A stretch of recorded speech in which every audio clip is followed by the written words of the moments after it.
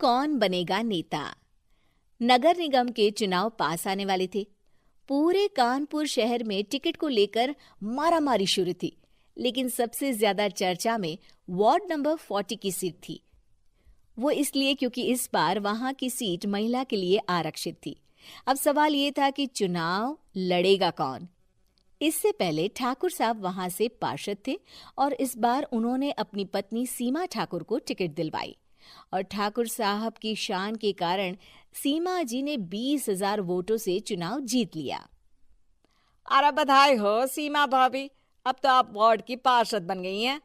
अब तो हमारे काम आप ही करवाएंगी। अरे ये तो सिर्फ नाम की पार्षद बनी है, वो तो महिला सीट आ गई, वरना पार्षद तो मुझे ही बनना था।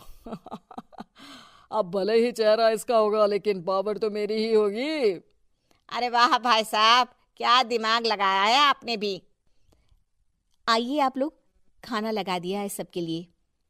सीमा जी पार्षद बन चुकी थीं, फिर भी उनकी एक ना चलती। सारे काम ठाकुर साहब खुद ही संभाल लेते और जहां जरूरत पड़ती वहां सीमा जी का अंगूठा लगवा लेते। सीमा जी ज्यादा पढ़ी लिखी भी नहीं थी। एक दिन ठाकुर साहब और सीमा एक प्रोग्राम में जाते हैं। अरे ठाकुर साहब, आप आ गए। ओहो, पार्षद मैडम भी आ गई हैं। स्वागत है आप दोनों का। लगता है हमारे पार्षद फंड का सही इस्तेमाल हो रहा है। चलिए अब उद्घाटन करते हैं। ये लीजिए ठाकुर साहब कैची, आप ही सबसे पहले प्रवेश कीजिए।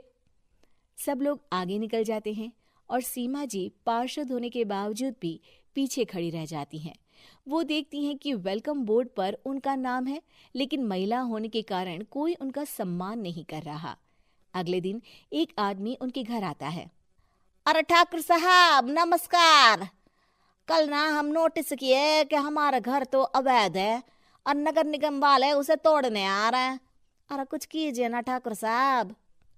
देखो भाई, मैं तो ज्यादा कुछ कर नहीं सकता, पर अगर तुम सबकी जेब गर्म कर दो तो कुछ हो सकता है।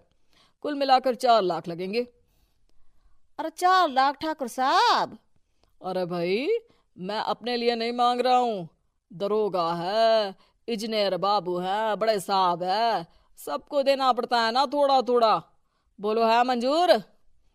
तभी वहां अचानक सीमा जी आ जाती हैं। अरे ये आप क्या कर रहे हैं?